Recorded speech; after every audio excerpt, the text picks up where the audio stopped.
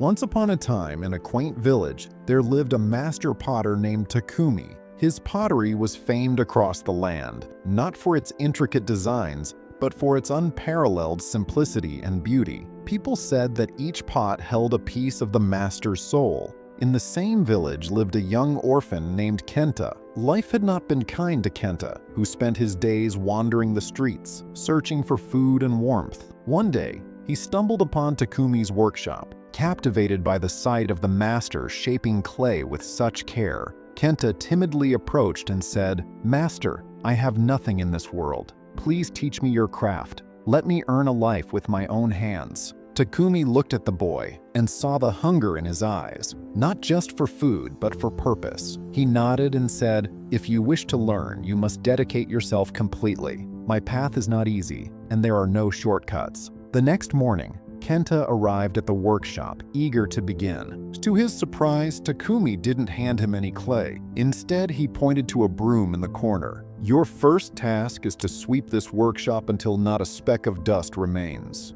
Takumi instructed. Confused but obedient, Kenta swept the workshop with care. When he finished, Takumi inspected the floor and said, "Not good enough. Begin again." Day after day, Kenta swept the workshop. His hands grew calloused, and his patience wore thin, but Takumi never allowed him to touch the clay. Weeks turned into months, and frustration consumed Kenta. One evening, he confronted the master. "Why won't you teach me pottery? I've swept this floor 1,000 times." Takumi looked at him calmly. "Before you can shape clay, you must learn to shape yourself. Discipline is the foundation of all art." The next day, Takumi gave Kenta a lump of clay and instructed him to knead it. At first, Kenta's hands fumbled and the clay crumbled. Takumi said nothing, only watched as Kenta struggled. Weeks passed and Kenta's hands grew stronger, his movements smoother. Finally, the master allowed him to place the clay on the potter's wheel. Kenta was thrilled, but his excitement quickly turned to frustration as the clay wobbled and collapsed under his inexperienced touch. "You must focus," Takumi said.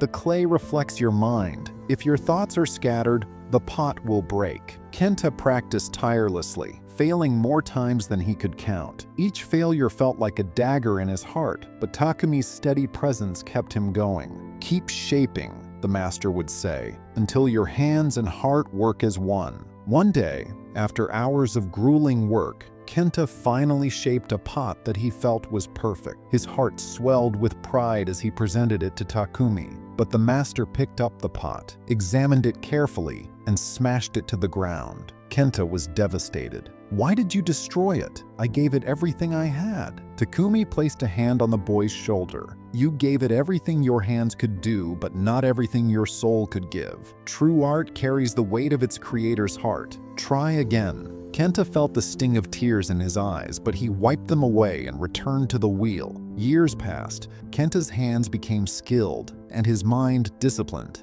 He no longer sought Takumi's approval. Instead, he focused solely on the act of creation. One evening, after finishing a simple, elegant pot, Kenta placed it in front of the master. Takumi said nothing. He picked up the pot, ran his fingers along its surface, and smiled. "This pot," he said, "is not just clay. It is your patience, your struggles, your perseverance. It is you." Kenta felt a wave of emotion, pride, relief, and an overwhelming sense of fulfillment. He realized that the true value of his work was not in the pot itself, but in the journey that had shaped him. Years later, as Kenta became a master potter in his own right, he often remembered Takumi's words. "Discipline is not just about repeating tasks, it is about pouring your heart into every moment, no matter how small. Only then can you create something that truly lives." Thank you for watching. If you like the teachings, don't forget to share it with your loved ones. Until next time,